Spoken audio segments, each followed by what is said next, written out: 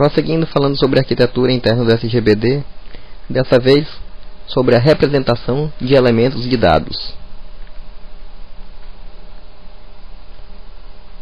Modelo de bloco de armazenamento secundário. Bom, estamos falando de como os dados são armazenados fisicamente no disco. Como as relações, tabelas são armazenadas nos discos. Os atributos são sequências de bytes, são os campos da tabela. Uma coleção de campos vai nos levar a um registro. Uma coleção de registro vai levar a um bloco físico de armazenamento. Na verdade, uma tabela. E uma coleção de vários blocos são os arquivos de banco de dados. Então, provavelmente, dentro de um arquivo você vai encontrar diversas tabelas, essas com seus registros e, em última instância, os registros contendo seus atributos, que são, na verdade, um agrupamento de bytes. As strings têm comprimento fixo, por exemplo, char tamanho 10, 20, n.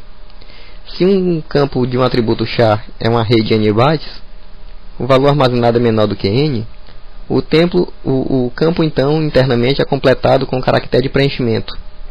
Por exemplo, o caractere tamanho 10, você preenchendo com o nome Marília, ele é preenchido com o caractere de preenchimento cerquilha. Logicamente esse caractere não vai aparecer quando você for consultar o nome da Marília. Seria muito estranho, tudo que fosse de espaço em branco ou espaço não utilizado em banco de dados, você encontraria armazenado e exposto com alguns caracteres estranhos, né? Strings de comprimento variável são os conhecidos varchar, né? O primeiro byte significa o comprimento do array.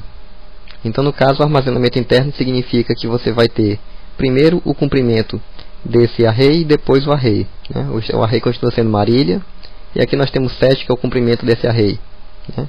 Ou então temos um caractere de preenchimento no final do array.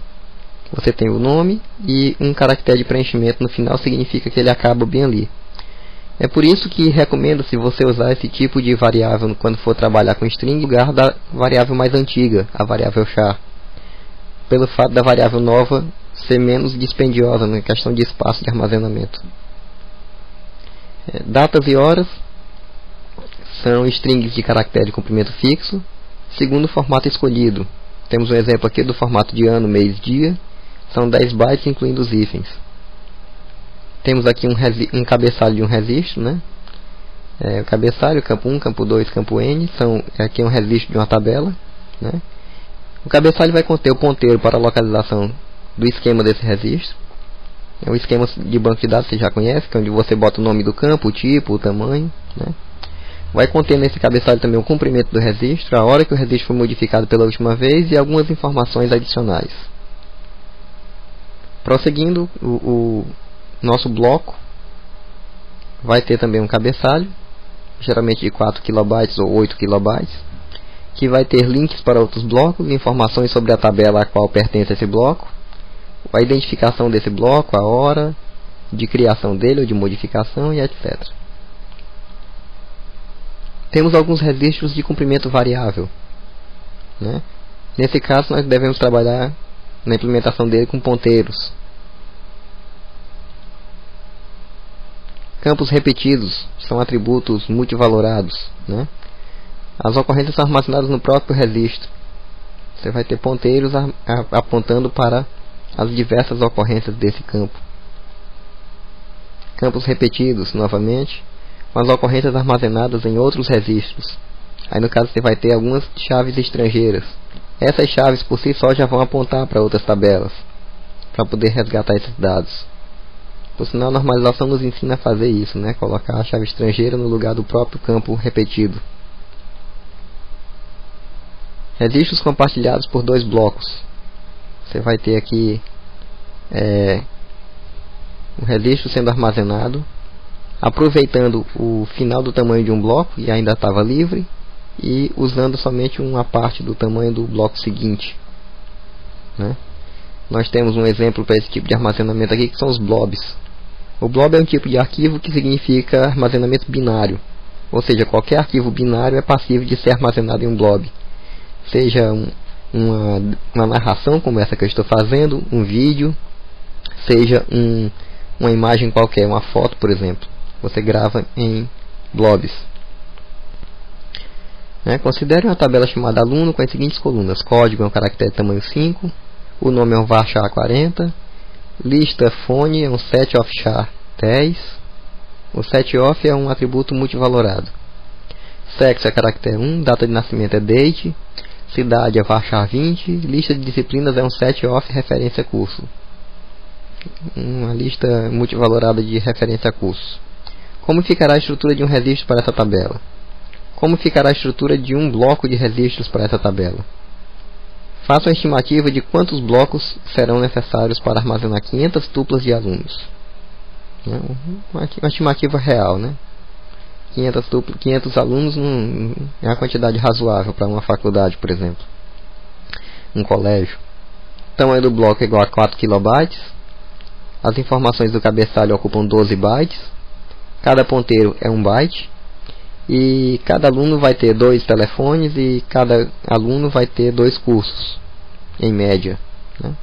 E aí você pode fazer uma estimativa do tamanho que vai ficar essa tabela, executando este exercício proposto pelo autor dos slides. Vamos ver agora a representação de endereços de blocos e registros. O buffer precisa guardar o endereço original dos blocos.